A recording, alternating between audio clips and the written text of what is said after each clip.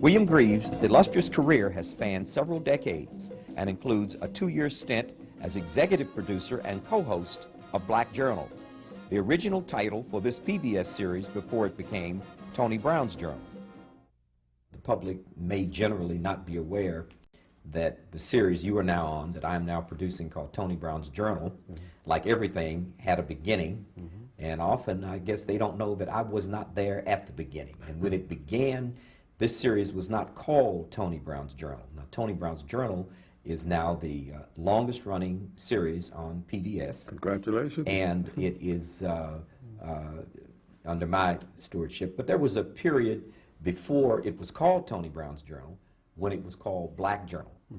We're going to look in a moment at your background and your latest documentary on Ralph Bunche, but I want to help introduce you to the audience by introducing them to the origins of this television series. Tell us how this series began and under what auspices it started.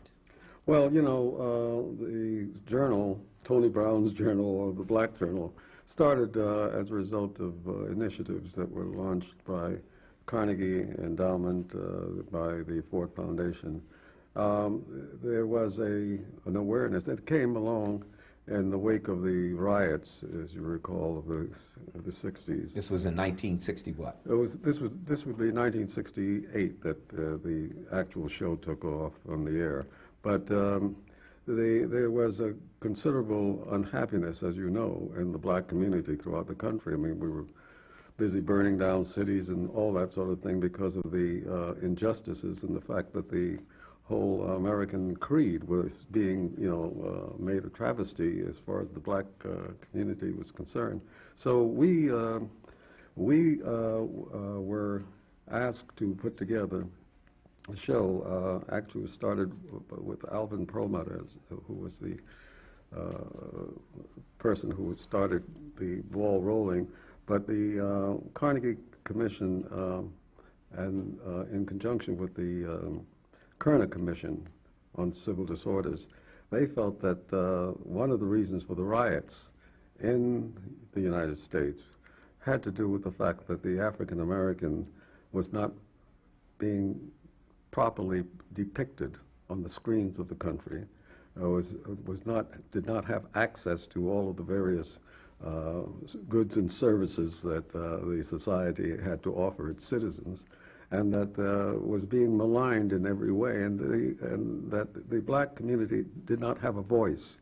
The bottom line was, didn't have a voice in the media, did not have access to the media. No one knew who this invisible, in a way, community was until it started creating havoc and marching and protesting and things of that kind. And what was needed was a television show which would express the needs and concerns and interests of this community, would help to correct various stereotypical perceptions of black people that was out there as a result of what Hollywood was doing with our image and television and so on. It started off with an executive producer who was white. That's right. Then what happened? Well, there was a palace revolt led by people like St. Clair Bourne and Kent Garrett.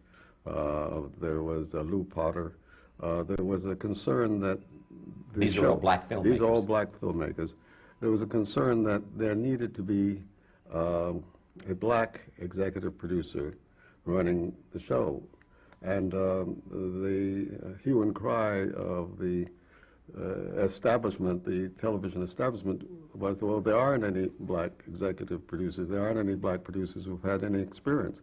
Well, it just so happened that I had come from Canada. I mean, I'm an American, but I lived in Canada for quite a number of years and worked as a filmmaker at the National Film Board of Canada, and I had something like 80 films under my belt. So by 1968. By 1968. So what happened was that they said, well, Bill Greaves is there. Why can't he do it? So the Don Dixon and Bill Coben, who were the heads of NET at that time, that's the precursor of PBS. It's called National Educational Television. National Educational Television.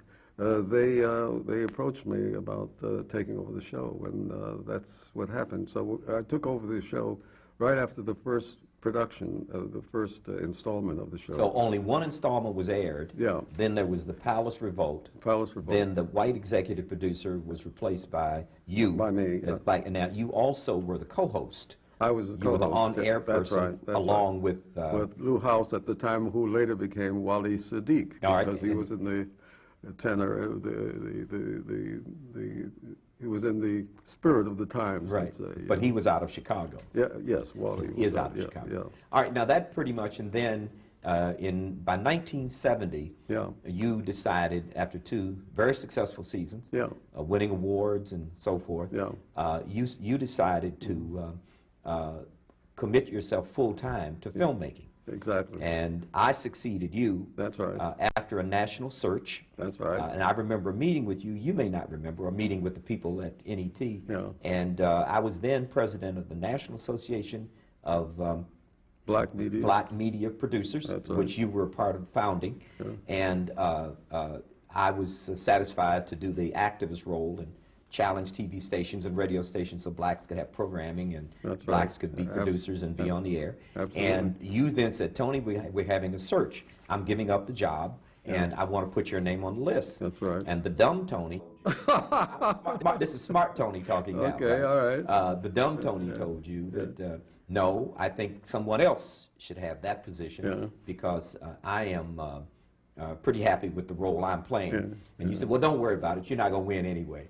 Said there's 17 people on the list, Tony, and you're number 17. Well, it so happened that I did. I was offered the job. And then when I got there, they offered me the job. I was dumb enough to turn it down again until they convinced me that I should. And becoming the executive producer of this series has defined my life. Sure. And I was, that's why I said the dumb Tony. You've done a great job, Well, too. I thank you, but it has defined my Yeah. professional life.